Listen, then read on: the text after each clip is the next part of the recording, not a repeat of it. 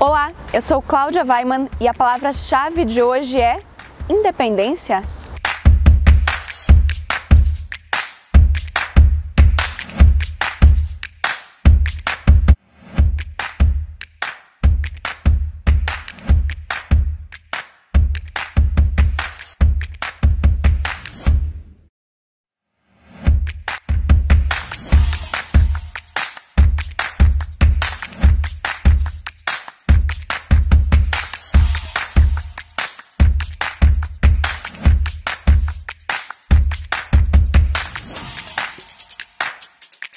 (7 de setembro).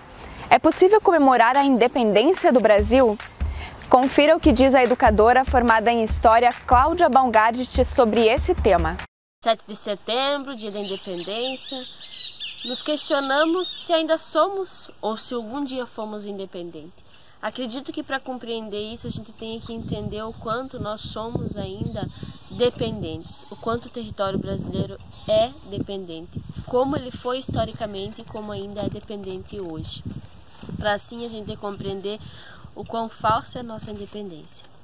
Desde a invasão do nosso território, chamado hoje de Brasil, os povos indígenas, os povos nativos, também os outros povos que vieram aqui habitar posteriormente, sofreram profundas e incontáveis processos de exploração.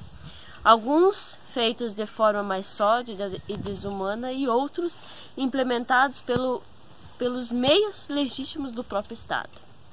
7 de setembro de 1822, a independência ou morte, momento histórico que sim marca a independência do Brasil, mas também marca mais uma vez a supremacia de uma classe dominante, que via, a partir daquele momento, nas estruturas do Estado, mais um instrumento para favorecer sua classe.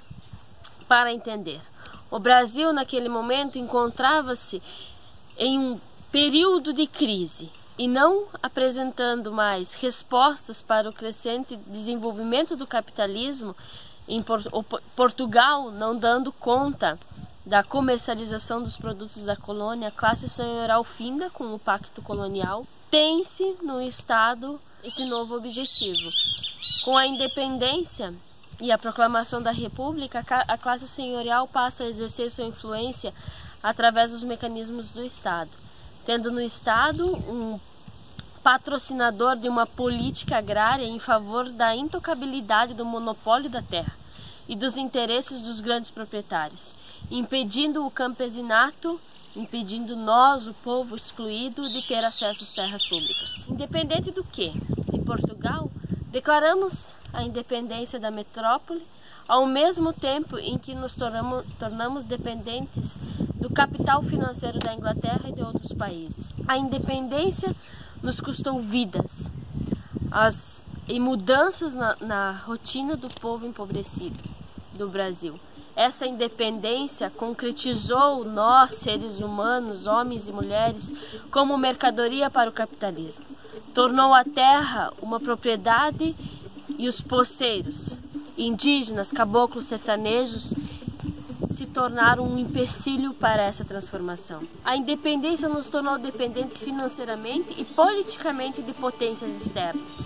Independência que eterniza no poder uma burguesia agrária que não coloca a vida em primeiro lugar. Vivemos uma falsa independência. Amanhã, dia 7 de setembro, acontece em São Miguel do Oeste e Anchieta, municípios do interior do estado, o Grito dos Excluídos e Excluídas, uma atividade que reúne diversas organizações do campo popular para falar sobre a falsa independência e denunciar os crimes históricos contra os povos e a natureza, além de criticar o atual momento no país de golpe de Estado e perda de direitos. As crianças da escola Construindo o Caminho, no assentamento Conquista na Fronteira, em Dionísio Cerqueira, voltaram para a sala de aula nesta semana, após toda uma ofensiva do poder público da região em fechar a unidade. Confira na matéria. Essa escola, um marco, uma luta de resistência, estava para ser fechada, mais uma vez, por uma decisão política, uma administração que não tem o reconhecimento daquilo que se faz uma escola do campo, uma escola e uma escola do campo, veio com uma proposta, não com uma proposta, simplesmente com o anúncio de fechar a escola. E a comunidade, de uma maneira muito organizada, com muita luta e resistência, fez várias ações para manter esta escola aberta, funcionando, próxima aos alunos, próximos a esses estudantes, próximo a essa comunidade escolar, que tem uma referência na escola, onde o seu coração ali funciona, onde todos os movimentos acontecem. Nos últimos dias, então, a gente recebeu a liminar da juíza Carolina e o julgamento do agravo que a Prefeitura Municipal entrou contra nós, do desembargador Júlio César, nos dando o parecer de que essa escola permaneça aberta. E a comunidade, depois de toda essa luta, está muito contente, muito alegre, mas também atenta ao que poderá vir pela administração municipal. E esta semana, então, na segunda-feira, se iniciou as atividades aqui na nossa escola Construindo o Caminho, com o funcionamento de matutino, vespertino.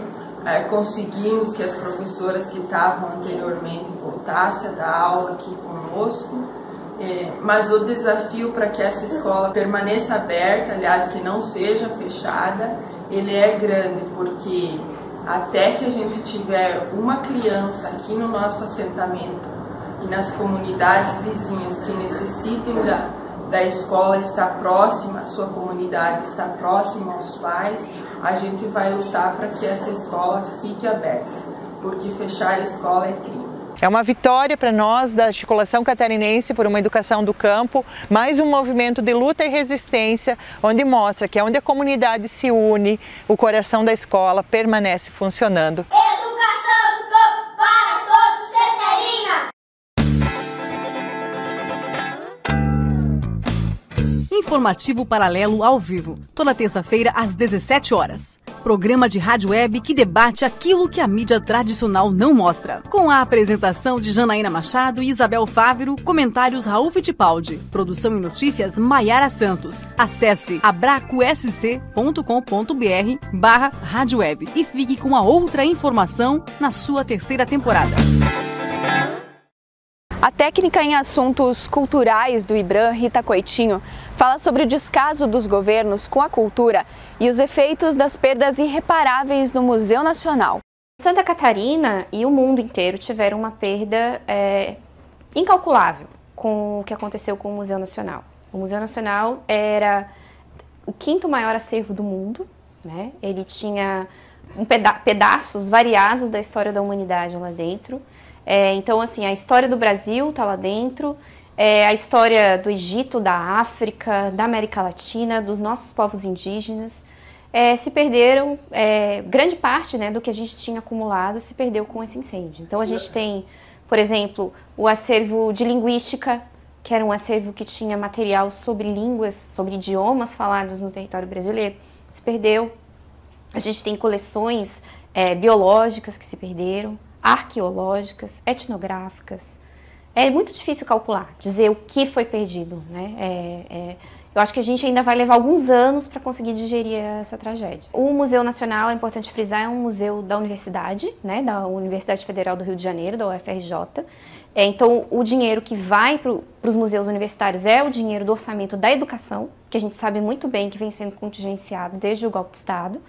Então, a UFRJ passou pouco dinheiro para o Museu Nacional, é o que a parte da mídia está dizendo, mas qual foi o corte da UFRJ? Né? Então, foi proporcional ao corte que a UFRJ sentiu e também a UFSC, que todas as federais vêm passando. É uma perda irreparável. Estamos falando de reconstruir o museu, não há como reconstruir o museu, é possível fazer uma réplica da Quinta da Boa Vista?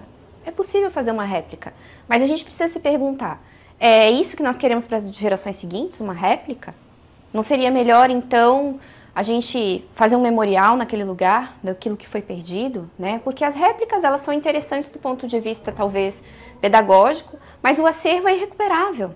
A declaração do prefeito do Rio de que vai reconstruir o museu é uma declaração de quem não sabia o que tinha dentro daquele museu.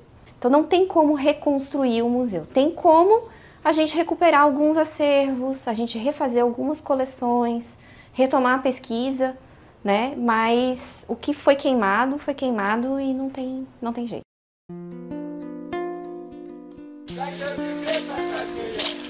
O programa Vida em Resistência em TV Web, produção da Cooperativa Comunicacional Sul, com apoio do Conselho Indigenista Missionário Regional Sul, traz quinzenalmente a história de comunidades indígenas que seguem na luta pela retomada de seu território tradicional e pela manutenção de sua cultura. Vida em Resistência, nas terças-feiras, às 14 horas, no portal Desacato.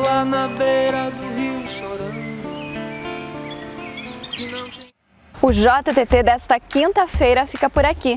Sábado tem mais com Maiara Santos e toda segunda-feira com Rosângela Bião de Assis.